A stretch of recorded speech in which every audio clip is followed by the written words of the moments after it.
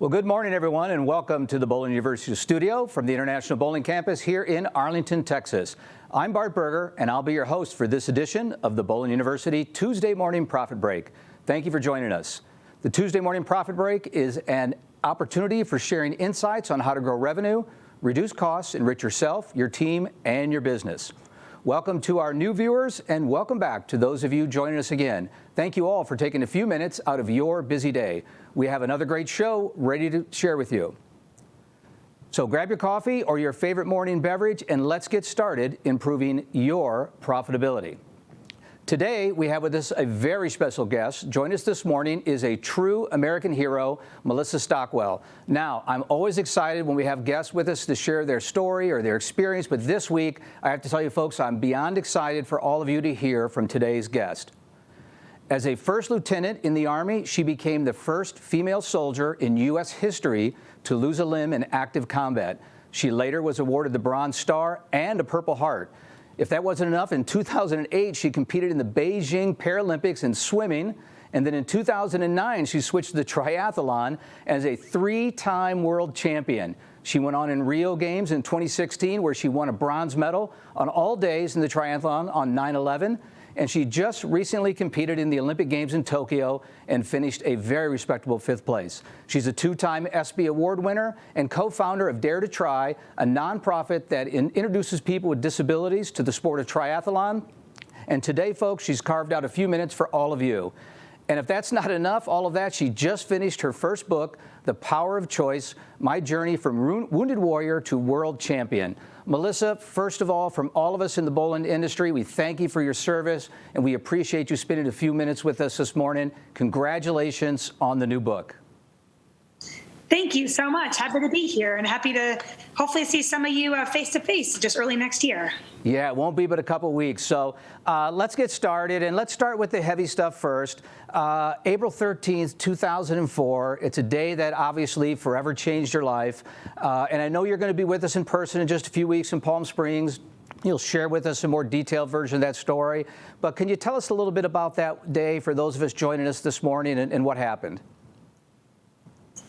Definitely. So April 13th of 2004, it was, I was deployed. I was over in Iraq. I was on a kind of a routine convoy that I had done in the weeks prior. So basically just in my Humvee going through central Baghdad. And what could make a pretty long story pretty short, at least today, is my vehicle was struck by a roadside bomb, which resulted in the loss of my left leg above the knee, which is where I stand today. So last day I ever stood on my own 2 legs, and definitely forever changed my life. Yeah, it's a remarkable day, a remarkable story that you're going to be sharing with us in person. But from that time, I find it absolutely amazing. In a short span of 4 years, from 2004 to 2008, you made the Olympic team in Beijing. So first of all, any person, able-bodied person, to do that in 4 years, how did you do that in your circumstances in just 4 short years? A lot of work, honestly, and believing that I could. I think that's kind of part of it. But I was a long shot to make the team. You know, I had recently lost my leg. I had once everything, the rehab was over and I was in the pool training, I had about 2.5 years to kind of catch up to those who have been swimming with their disabilities for years with very fast times. So I kind of put everything on hold to dedicate myself to dedicate, trying to make that team. And almost 4 years to the day after losing my leg, there was a trials and broke record that I didn't even know existed. It worked. I mean, I was named to the Beijing Paralympic swim team, and it was this whole journey from Baghdad, and then I was going to go to Beijing, and it was pretty incredible. Yeah, what an amazing opportunity, what an amazing accomplishment to represent your country and do it in that fashion and in such a short time frame. I mentioned the book. I have to tell you, love the book. I am very blessed and fortunate to meet a lot of incredible people like yourself, preview a lot of books. But Melissa, in all seriousness, this book is very, very well written. I have to tell you, I couldn't put it down. I was previewing the book, getting ready for our time together in January, and every time I had a chapter and got to the end and thought I'd get to the rest later, you led me to know what happened next. What obstacle did you overcome? What hurdle, what achievement did you make? So I literally could not put the book down until I was finished. So first of all, two questions here in that book. Where did the idea come from to do a book after all you've been through, and how did you even find the time to make that happen? So I speak around the nation, to various companies and corporations. And my favorite part about speaking is after I speak, when someone comes up and says, thank you, you just inspired me to do blank, whether it's sign up for an athletic race, maybe it's, call a family member that they haven't talked to in years, whatever it may be. So I thought, well, how great to try to get this down on paper into a book form to hopefully can reach more people, and maybe others can realize that they, have the power of choice to live the best life that they want to live. So it was kind of on the bucket list for many years, and was able to make it happen about a year and a half, 2 years ago. And I was fortunate enough to have a writer. We spoke very, very often, going back and forth, and it's a process. So I did not realize the process it took to write a book, and then to see it actually on paper and out. It was just kind of this surreal moment. Yeah, well, you obviously have a lot of achievements to be proud of, but you should be proud of the book. It is very, very well written, and I know it's going to do very well for you. So let's lighten this up a little bit. I read where you danced with the President of the United States. Now, most of us go through our whole life never even getting an opportunity to meet the President, let alone dance with the President. So how did that happen? So it's a great story. So George W. Bush, number 43, he has a mountain bike ride for wounded veterans that he has at his ranch down in Texas every other year. And I've been to it twice. And on the last day of the ride, there was this concert. And we were all outside at this beautiful amphitheater after the ride. And this kind of country music band was playing. And I ended up sitting next to the president, and I kind of jokingly leaned over and said, "Mr. President, would you like to dance?" And he kind of looked at me and said, no, I'm good. And then a few minutes later, one of the male wounded veterans walked up to his wife, Laura Bush, and said, "Ma'am, would you like to dance?" And she said, "Okay." So she got up to dance with him, and then President Bush looked at me and said, "Okay, I guess we can dance now." So it's kind of like he needed that either whether permission or to see his wife get up and dance as well. But I mean, such a great moment, one I'll never forget. And yeah, it was incredible. One of those pinch me type of moments. What a great experience. And it proves that even the leader of the free world needs to get permission from his wife to dance, to be able to do that. Yes. So if that wasn't enough, you trumped that with the president. You had a very unique experience that you were in a room or in an area with all the living presidents at that time and their spouses. So how did that come about, and how did you get in there? Yes. Yeah, this was one.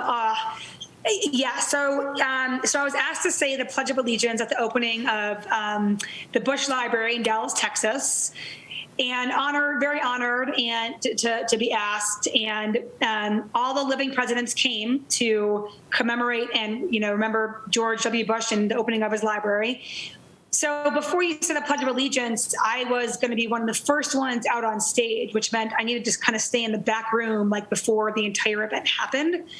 So I was put into this room, and it was minutes before the event started. It was completely empty. All the other presenters that were coming up from the stage had gone out to take their seats.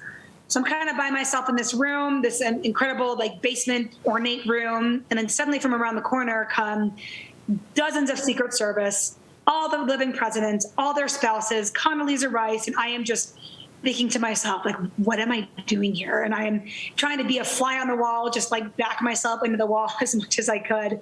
And President Bush saw me, and he walked over and he said, "Join me." And I walked over, and he started to introduce me as one of his friends to Jimmy Carter, to Bill Clinton, to Barack Obama, to his father. And here I am saying, "Nice to meet you, Mr. President. Nice to meet you, Mr. President." And I didn't know what to say. I mean, you never think you're going to meet one, let alone 5 presidents at the same time. So I can't imagine the security that day of that building, but a moment that, how cool is that? I mean, it was a moment. Yeah, what an incredible experience there. And just so you know, both George H. and George W. have joined us at our previous event, so you're going to be in great company following them and speaking with us. Of course, we're down in Texas, so we have welcomed both of the Bushes previously there.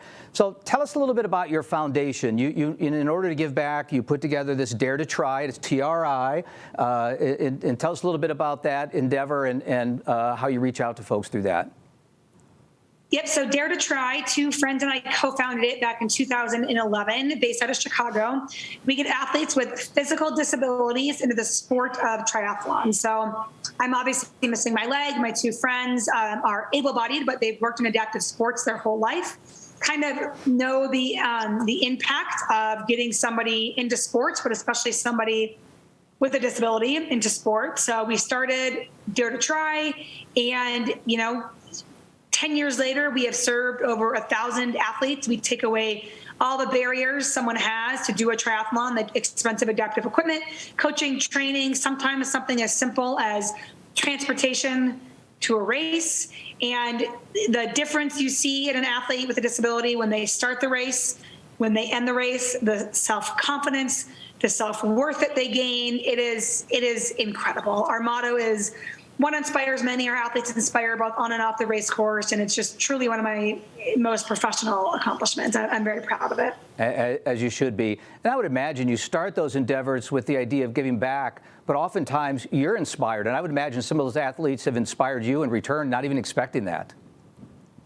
Definitely. It's, I'm inspired by a lot, but, athletes that have overcome disabilities or overcome what they've gone through to persevere through sometimes end up better on the other side. I mean, they truly inspire me. Now, of all the things you've done, and even in your short time, you've done an incredible amount of things. The greatest blessing we can have is that of family. And you've been blessed with a great family. I know you have two children, a wonderful husband. So how do you balance being a wife, a mom, and an elite athlete? How do you make that happen during a 24-hour day? The days are busy. I think a busy life is a good life. And my daughter's in preschool. My son is in first grade. So they're, for 6 to 7 hours a day, they are at school or preschool. So I have that time to get workouts in, do everything else that comes with life, groceries, library, whatever it may be. But it does take a lot of time away on weekends, traveling to different races around the nation to compete. So I'm lucky to have an incredible husband who my dreams are his dreams. We have a great support system here in Colorado Springs where we live. But sponsors kind of step up to support as well. So just really honored and kind of surreal just to have such an incredible support network that helps to make my dreams a reality. Yeah, great. So we had time for one final question before we let you go this morning, and that is this: Paris 2024. Will we see you there? Oh, that's a long way away. I'm kind of taking the time just to live and just to be mom, and I think after the new year, I'll start training a little bit more. And I don't know. I mean, Paris, I don't just get to go. I have to kind of put in the work and, make sure that I'm still top of the world to go. So we'll see. I think the future is unknown at this point, but that's what makes it exciting. Right. Well, one thing we do know is you're going to be joining us shortly there. So, Melissa, I cannot thank you enough for sharing some time with us today. We're excited about having you with us in person this January at the Bowling Summit.